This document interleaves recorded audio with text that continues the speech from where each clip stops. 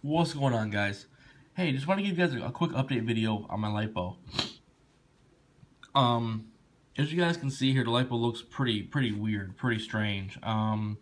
If you guys were, have been following my videos to this point, several videos back, probably about a month or so ago, I didn't get the footage on camera, but we had a little incident, AJ and I, where AJ was riding the Rustler, doing a high-speed run, and the Rustler lost control and actually hit the pole outside. And the way that it hit the pole, and my lipo got this little hump. Basically, the outer shell of this battery here just kind of came apart, which it wasn't a big deal. Nothing inside the battery got damaged. The battery itself looked like it was fully intact. Nothing. I didn't see any damage that took place during the hit. But with that being said, the only reason why I put electrical tape on this was because there was an opening here in the battery, and I just didn't want any debris or anything to get inside there. So I just, wrapped it up. Also, I was a little bit leery of this battery after that impact had happened because it was a very hard hit. Of course, you hear horror stories about lipo batteries. So I did take precaution, and I've watched this battery for the last month or so. Every time that I charged it, I made sure that it wasn't ballooning and, getting too hot and stuff like that. So anyways, long story short, let's fast forward to now. You guys can see it does look like it has ballooned. It's because it has. Obviously this hump has been there, but it wasn't that protruded. And you guys can see, I mean, there's quite a bit of ballooning compared to what it was. This is a Venom 3-cell lipo battery. It is a 5,000 milliamp hour battery with a 30C discharge rate.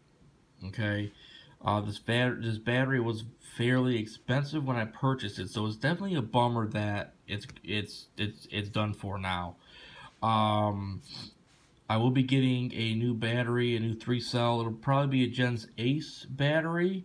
I've seen some videos and stuff on that, and the hobby shop carries Gen Ace, so I'll probably be picking up one of those. It's quite a bit cheaper than the Venom. So, I'll get it, try it out, test it out, see what we got. But anyways, guys, just a real quick background here on what happened with this. The other day when we were out running the Rustler, this battery basically just got over discharged. When I plug it into my charger, my Venom charger, when I got home that night and tried doing it, charging it on the balance port, which I always do, or balance mode rather, like I always do, I noticed that it wouldn't charge it. It's at low voltage. I don't have any voltmeters, ohm readers. I guess it wouldn't be an ohm meter, it'd be a voltmeter, or volts. Yeah, voltmeter. I don't have that, or I don't have a fancy charger either. Okay.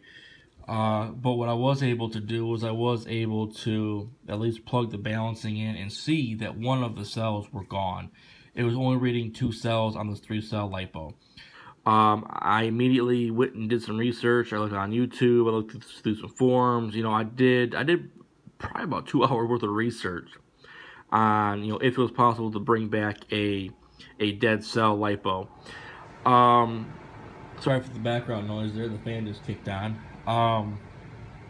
And of course it was, but of course all the methods that they recommended, was to charge it in a nickel metal hydride stage or mode. So that's what I ended up doing. Okay, I ended up charging this at 0.5 amps, which is half an amp, and it took about 5 or 6 hours to actually get this up from 7.32 volts all the way up to 9.2 volts. It took a long time. During that entire time, I was with this battery. I watched this battery. I monitored it. I felt it. I observed it. After I got it to 9.2 volts, I took it off of the nickel metal hydride mode and I put it back on the lipo mode. It still would not balance charge though. That's the thing. It wouldn't balance charge. So I continued to put juice into it without it being on the balance mode, and I watched this. I observed it. I felt it. I held it, and it did good for about the first 10 or 15 minutes on lipo mode. And then after that, I noticed that it began to get really hot. Well, actually, it got really warm. It didn't get hot. I was able to hold it in my hand for about 5 to 10 seconds before it was too hot to actually hold in my hand. And at that point, I immediately stopped the charge and took it outside. I put it on concrete and I let it stay there. Okay, and I actually left it there overnight. Out of the elements and stuff, but I had it on a concrete pad where if it did catch fire or something, it wasn't going to destroy anything or catch anything else on fire. So that's why I brought it back in the house this morning. Everything is in the same state in which which it was last night when I put it outside. So with that being said, though, I do put this disclaimer out there, that if you try this, if you try to bring a dead lipo cell back to life on a nickel metal hydride mode, you take full responsibility, and you assume all the risks involved. It's highly recommended that you don't. It's very highly suggested that you don't charge this on a nickel metal hydride or any other form of battery charging, because this is a lipo battery and there's a lipo battery charging for a reason. But with that being said, like I said, I assumed all responsibility for my charging of this battery, and like I said, I observed this battery every second that this was on charge. I was with it. I seen it. I felt it. I held it. I assumed all responsibility for it. But with that being said, like I said, if this video does pop up on how to bring back a dead cell, which it didn't work for me. There's many success stories, but it didn't work for me. Like I said, please know that it is strongly and highly recommended that you do not charge a lipo battery on a nickel metal hydride setting. If you do, horrible things can happen. So with that being said, mine was unsuccessful. It did not work. I was unable to bring it back. It's still on 2 cells of 3. So with that being said, I will be going to the hobby shop to get me another battery today.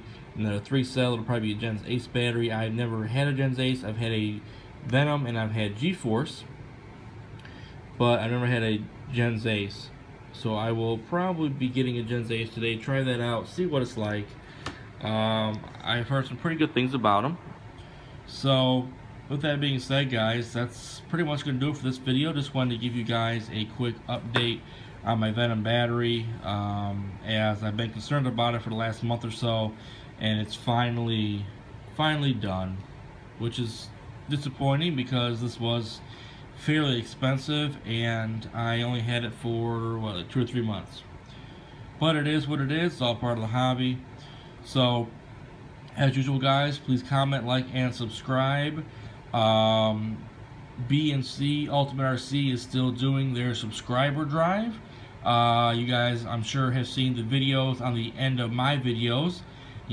As usual, like I always say, please click on that video, and on that video, go ahead and give it a thumbs up, give them a subscription, and also in the comments below in that video, just put that Nick Stahl sent you over there and you guys gave him a sub, because they are giving the winner of that subscription drive a RC. So it'd be awesome to have another RC on this channel, to give you guys some more RC excitement and entertainment.